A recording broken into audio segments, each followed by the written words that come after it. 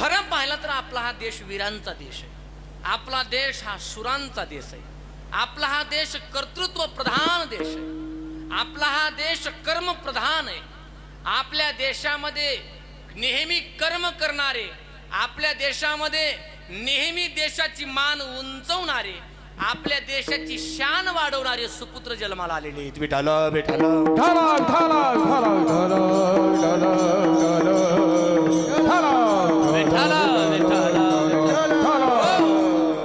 एक एक आमचा देश हा अखंड भारत देश, आणि अखंड भारत देशामध्ये अशा प्रत्येक राज्यामध्ये असा एक योद्धा जन्माला आलाय, ज्या योद्ध्याने आपल्या देशाची मान उंच केलेली. उंच परकीयांचे आक्रमण, शत्रूंचे आक्रमण, गनिमांचे आक्रमण छातीवरती घेऊन आपल्या देशाकरता ढाल म्हणून आपलं जीवन समर्पित केलंय. अशा वीरांचा, अशा हुतात्म्यांचा हा देश आहे.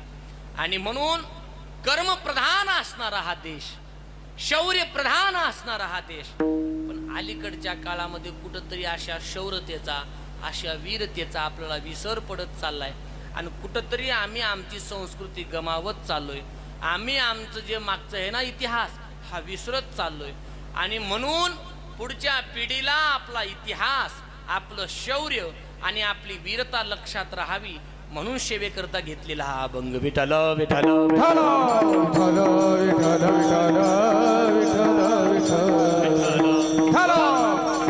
नेहमी आमच्या साहित्यकारांनी, नेहमी आमच्या संतांनी आम्हाला लढायला शिकवलंय, झुकायला शिकवलं नाही. संतांनी नेहमी आम्हाला सांगितलंय, बाबा छातीचा कोट करा. बाहेरचे शत्रू असतील नाहीतर आतले शत्रू असतील, यांच्या समोर समर्पण करू नका, यांच्या समोर झुंज देत राहा. हे संतांनी शिकवलंय आणि साहित्यकारांनी सुद्धा शिकवलंय. शूर आम्ही सरदार, आम्हाला काय कुणाची भीती, हे शिकवलंय आम्हाला. किंवा राष्ट्रसंत तुकडोजी महाराज म्हणतात, मराठे शूरवीरानो निकामा स्वस्त का बसला. शिवाजी शिवबा म्हणताना रायगडी छत्रपती झाला. मराठे शूरवीरानो निकामा स्वस्त का बसला. हे संतांनी असतील किंवा कोणत्याही मार्फत आमच्यामध्ये हे नेहमी शौर्य जाग केलंय. तसं तुकोबाराय सुद्धा आजच्या अभंगातून संतांची वीरत्वाची भूमिका तुमच्या आमच्या समोर ठेवून आम्हाला आमच्या शत्रूच्या संबंधी कसं आम्ही खंबीर असलं पाहिजे हे शिकवतायत. विठ्ठल विठ्ठल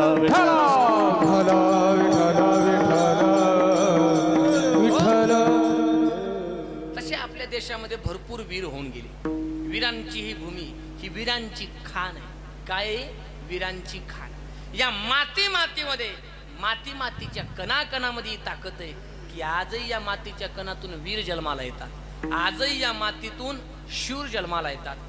भारतामध्ये जेवढे वीर शूर जन्माला आले तेवढे जगात कुठं जन्माला आले नाही.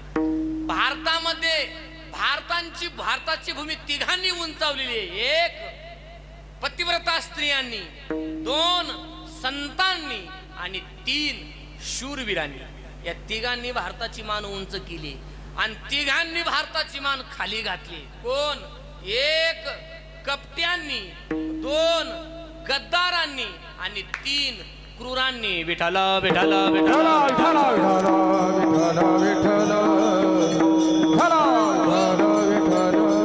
आणि कोणत्याही देशामध्ये जा मायबाप, देशाची मान, राष्ट्राची मान हे तिघच उंचावत असतात.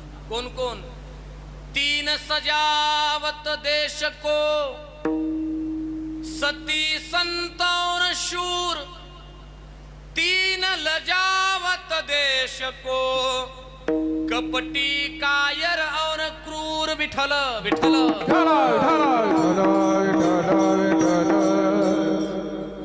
तिघ जण असे असतात की देशाची मान उंच करत असतात. आणि भारताची तिघांनीच मान उंच केली. कोण कोण? सती म्हणजे पतिव्रता स्त्री. स्त्रीचे 4 प्रकार बरं का. स्त्रीचे 4 प्रकार ऐका, लक्ष देऊन ऐका. शास्त्रामध्ये असे आलेले आहेत वर्णन. घराघरामध्ये जे स्त्री आहेत त्या स्त्रियांमध्ये 4 प्रकारच्या स्त्री असतात. 1 कजाक, 2 सती, 3 साध्वी आणि 4 पतिव्रता. या 4 प्रकारच्या स्त्री आहेत. 4 प्रकारच्या स्त्रिया. कोणती स्त्री घराची मान उंचवते, कोणती स्त्री माणसाची मान उंचवते, लक्ष देऊन ऐका. पहिली स्त्री कजाक, पुरुष म्हणजे लक्ष देऊन ऐका बरं का. आता यातली आपली कोणती आहे आपलं आपलं ठरवा, एकमेकाला सांगू नका, लक्ष देऊन ऐका. 1 महिला म्हणून तुम्ही थोडं शांत व्हा आता 5 मिनिट, तुम्ही काय मनावर घेऊ नका. 1 कजाक. कजाक कोणाला म्हणायचे गोविंद महाराज माहित आहे का? नवऱ्यानं बोललं की जे नवऱ्यावर धावून जाते की नाही, तिला काय म्हणायची? बोला बोला, काय म्हणायची? कजाक. कजाक कजाक म्हणायची तिला, कजाक. दुसरी आहे सती. पती गेल्यानंतर जी जगणंच मान्य करत नाही ती सती. पतीचं देहावसन झालं की तिला जगण्याची इच्छाच राहिली नाही, तिला काय म्हणायचं? सती. तिसरी आहे साध्वी. लक्षात घ्या, आता सती प्रथा बंद झाली, आपल्याकडे सती वगैरे काही राहिलं नाही, ऐका. तिसरी आहे साध्वी. साध्वी काय असते? साध्वी पतीला जी देवासारखं पूजते, पतीला जी देवासारखं सन्मान करते, तिला म्हणायचं साध्वी. आणि चौथी आहे पतिव्रता. पतीलाच जे देव मानते तिला म्हणायचं पतिव्रता. मला 2 मिनिटं सांगा, यापैकी आपली कोणती आहे? तुमची काय ना आमची काय, सगळ्यांची सारखीच आहे काय त्याच्यात? मला वाटतं पहिल्याच वर्गामध्ये का पद्माकर महाराज पहिल्याच वर्गात आहे. तुमचं काय ना आमचं काय, सगळ्याचं सारखंच आहे. एक जण जज साहेबाकडे गेला, जज साहेब घटस्फोट पाहिजे, घटस्फोट. मला जज साहेब म्हटले काय एवढा का कदरला? म्हणे काय घटस्फोट पाहिजे? किती वर्ष झाले लग्न करता? वर्ष म्हणे 6 महिने झालेत फक्त, 6 महिने. आणि 6 महिने तेवढा कसा काय कदरला? काय सांगावं म्हणे, बायकोनं फार भंड आणून टाकले, मला काही संसार करायचा नाही, कुठून या पेचामध्ये पडलोय काय माहित, मला फार अवघड झालंय. काय नेमकं झालंय तुला? काय सांगावं म्हणे, सकाळी उठलं तेव्हापासून झोपेपर्यंत तिचाच प्रभाव माझ्यावरती आहे. मजावरती आहे. काय म्हणाय गेले की लगेच अंगावरती धावते, मला करायचं नाही. झालं काय असं? तो म्हटलं सकाळी उठलं की लसूण काय मला सोलावा लागतो, कांदा काय मलाच कापावा लागतो, कपडे काय मला धुवावे लागतात, फार कदर आला म्हणे कदर. जज साहेब म्हटले बाबा याच्यामध्ये घटस्फोट घ्यायचं काय कारण आहे? असं काय लय अवघड आहे का म्हणे? ऐक म्हणे, असं काय लय अवघड नाही, मी तुला काही टिप्स देतो. लसूण सोलण्याच्या अगोदर थोडं गरम पाण्यामध्ये भिजू घालत जा, कांदा कापण्याच्या अगोदर थोडं फ्रीज मध्ये ठेवत जा, आणि कपडे धुण्याच्या अगोदर थोडं सर्फ एक्सेल मध्ये भिजू घालत जा. हे मागच्या मागे निघालं. जज साहेब म्हटले काय झालं बाबा? राहू द्या म्हणे तुमच्या टिप्स, मला काय तुमच्याकडून घटस्फोटाची अपेक्षा नाही. का? माझ्यापेक्षा तुमची हालत खराब आहे. म्हणजे एवढं ज्या अर्थी तुम्ही सांगताय त्या अर्थी तुम्हालाही सगळं हे करून इथं यावं लागतंय, एक लक्षात घ्या. म्हणून हे सती, स्त्रीनं जर ठरवलं तर माणसाची मान उंच करत असते, आणि स्त्रीनं जर ठरवलं तर माणसाची मान खाली घालत असते. या भारतामध्ये अशा काही स्त्रिया होऊन गेल्या की ज्यांनी या भारताची मान उंच केलेली अशा भरपूर स्त्रिया होऊन गेल्या. राणी लक्ष्मीबाई असतील, अहिल्याबाई होळकर असतील, मासाहेब जिजाऊ मासाहेब असतील, काय स्त्रिया होऊन गेल्या महाराज. मेल्या पण मै मेरी झाशी नाही दुंगी, ही राणी लक्ष्मीबाई. अहिल्याबाई होळकर काय तत्वाची राणी होती महाराज अहिल्याबाई. म्हणजे अहिल्याबाईच्या राज्यामध्ये त्यांनी एक नियम टाकला होता. अहिल्याबाईच्या राज्यामध्ये अरे माणसावर अन्याय झाला तर यात नवल नाही, प्राण्यावर जरी अन्याय झाला तरी प्राण्यावर सुद्धा त्या अन्यायाचं काय म्हणजे कोणी अन्याय केला असेल तर त्याच्यावरती शिक्षा व्हायची, आणि किती शिक्षा व्हायची कोणी राहू द्या. अहिल्याबाईंच्या त्या राज्यामध्ये चौकामध्ये एक मोठासा घंटाच बांधला होता. कोणावरही अन्याय झाला की त्यांनी घंटी वाजवायची, लगेच न्याय मिळणार. एके दिवशी झालं महाराज असं, एक गाय घंटा वाजवत होती. गाय मोठमोठ्याने घंटा वाजवत होती. संपूर्ण गावातली लोक जमा झाली आणि लोकांनी आश्चर्य करायला लागलं, गाय तोंडामध्ये धरून ती दोरी घंटा वाजवत होती. अहिल्याबाई आली. अहिल्याबाईने विचारलं काय झालं? कोणीतरी म्हटलं महाराज हे राणी सरकार, ही गाय तुमच्याकडे न्याय मागते. कशाचा न्याय? काही नाही, कोण्यातरी व्यक्तीने हिच्या वासरावरती रथ घातलाय, रथ, आणि हिचं वासरू मरून पडलंय, ही तुमच्याकडे न्याय मागते. ती म्हटली कोण आहे? त्या नराधामाला तर रस्त्यावरती टाका आणि त्याच्यावरून रथ घाला. नंतर कळालं ज्या व्यक्तीने रथ घातला होता वासरावरती ती अहिल्याबाईंचा मुलगा होता. कोण होता? अहिल्याबाईंचा मुलगा होता. राणी सरकारला जेव्हा कळलं, राणी सरकार म्हटली माझा मुलगा असो नाही तर कोणाचाही कोणी असो, इथं चुकीला माफी नाही. आणि राणी सरकारने स्वतःच्या मुलावरती रथ घालण्याचा आदेश दिला. कोण घालणार आहे? कोणी पुढे येत नाही. आणि राणी सरकार स्वतः रथावरती बसल्या, स्वतः रथ चालवायला लागल्या. अंगावरतून रथ घालणार आपल्या मुलाच्या, एवढ्यामध्ये जी गाय न्याय मागण्याकरता आली होती तीच गाय पुढे आली आणि तिच्या डोळ्यामध्ये अश्रू होते. तिनं रथ जाऊ दिला नाही. मला काय सांगायचंय बाबा, अशा काही स्त्रिया होऊन गेल्या तत्वाच्या. एक स्त्री होऊन गेली मदालसा नावाची. मदालसा काय होती माहित आहे? अरे जिने आपल्या लेकराला स्वतः पाळण्यामध्ये टाकलं आणि पाळण्याची दोरी हातामध्ये घेऊन काय गाते माहित आहे? पिक्चरची गाणे नाही गायले तिने. मग हा देह नाशिवंत मळमूत्राचा बांधा, हा देह नाशिवंत मळमूत्राचा बांधा, हरी कर्म घातले रे कर्म कीटकाचा साधा, हरी कर्म घातले रे कीटकाचा साधा, रवा दुर्गंधे हा मंगळतेचा बाधा, रवा दुर्गंधे हा मंगळ बाधा, सबरे से हरे हारा शरण जारी गोविंदा, सबरे से हरि हारा शरण जारी गोविंदा, परियेसी मदान सोंग रे बा, परियेसी मदान सोंग रे बा, परियेसी मदान सोंग रे बा, परियेसी मदान सोंग रे वा, काय स्त्री होऊन गेली, काय सती होऊन गेली. हा देह नाशिवंत आपल्या लेकराला पाळण्यामध्ये टाकून हातात दोरी धरून अशी दोरी हलवायची उपदेश केला. आणि असा उपदेश केल्यानंतर मुलं चांगली जन्माला येतात. अशी स्त्री होती. आणि म्हणून भारताची मान ही स्त्रियांनी उंचावलेली. स्त्रिया उंचावतात.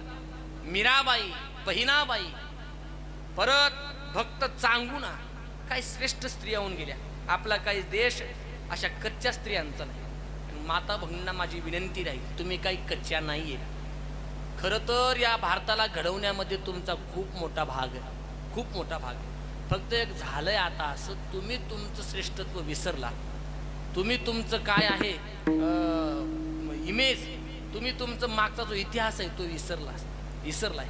आणि फक्त शृंगार, नटनन, सजनन या फॅशनच्या नादामध्ये आज भारतीय स्त्री एवढी बिघडली महाराज. आपल्या ग्रामीण भागामध्ये बरं आहे, आणखी आपल्या ग्रामीण भागामध्ये बरं आहे, आणखी आपल्या माता भगिनी जुन्या माता मागली आचरणाच्या दृष्टीने एवढ्या श्रेष्ठ आहेत. आणखी डोक्यावरचा पदर खाली पडू देत आपल्याकडे. आणखी आता राहू द्या, घेऊ नका डोक्यावरती जसा पलायचा, राहू द्या. मी सांगतोय, जुनं सांगतो, आणखी मागे नाही. पण खरं तर आपला देश खूप संपन्न आहे. बसलीस अशी का स्वस्त भगिनी, फोड आता ललकारी, तू हिंद भूमीची नारी, तू हिंद भूमीची नारी, तू हिंद भूमीची नारी, तू हिंद भूमीची नारी. म्हणून भारताची मान स्त्रिया उंचवतात. सती, दोन संत, संतांनी भारताची मान नेहमी उंच केली. संतांनी नेहमी उंच केली. जर आपल्या देशामध्ये संत जन्माला आले नसते तर आज माणसात माणूस राहिला नसता. आजही माणसं माणसामध्ये आहेत. आजही माणसं माणसाला एकमेकाला मानून चालतात. कुठंतरी संतांच्या विचारांचा प्रभाव आपल्यावरती आहे. कुठंतरी आणखी आपल्याला संतांचे विचार आपल्या अंतःकरणामध्ये रुजलेले आहेत. आणि म्हणून संतांनी आपली मान उंचावलेली आहे. आणि तिसरी गोष्ट, आपल्या देशाची मान उंच केली ती शूरांनी आणि वीरांनी. सती, संत और शूर. आणि म्हणून वीराचं हा देश घडवण्यामध्ये एक मोठा भाग आहे. वीरांनी आपल्या रक्ताच्या थेंबा थेंबावरती हा देश उभा केलाय. रक्त सांडलंय तेव्हा कुठंतरी हा आपला भारत देश उभा दिसतोय. आणि म्हणून वीरांना नेहमी मोठं प्राधान्य दिलेलं आहे.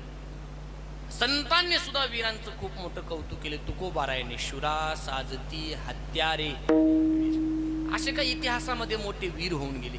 कोणकोणते वीर होऊन गेले? आता वीराचे प्रकार भरपूर आहेत. स्वातंत्र्यवीर काय होऊन गेले, त्याच्यानंतर काही त्यागवीर होऊन गेले, काही धर्मवीर होऊन गेले, काही बोला आणखी काही कर्मवीर होऊन गेले, काही दानवीर होऊन गेले आणि काही संतवीर होऊन गेले. विठाला विठाला विठाला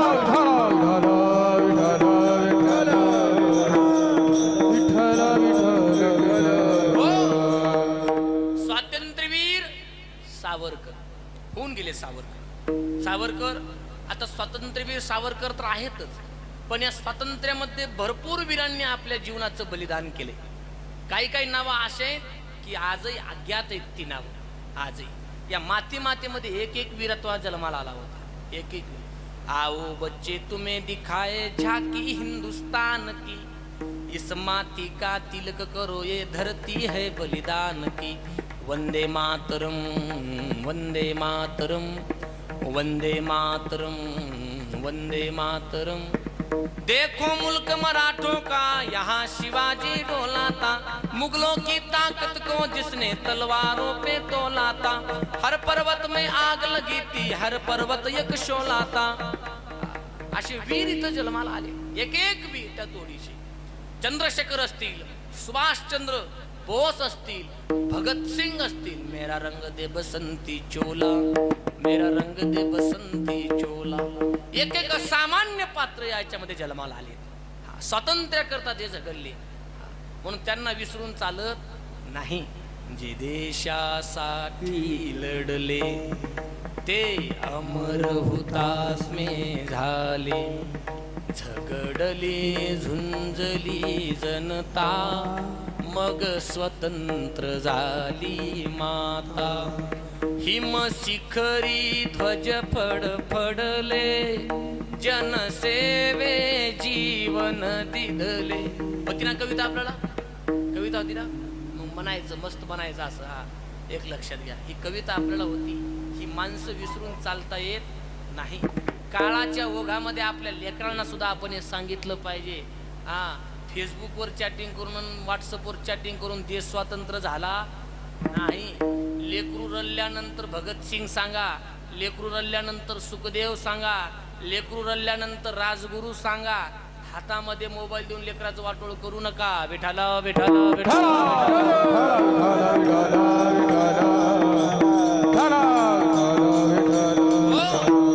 स्वातंत्र्याकरता माणसांनी बलिदान दिलं. आपल्या आयांनी आपल्या पोटचं लेकरू देशाकरता समर्पित केलं. काही आमच्या स्त्रियांनी आपला नवरा देशाकरता समर्पित केला. तेव्हा कुठंतरी हा भारत आमचा दिसतोय. आणि म्हणून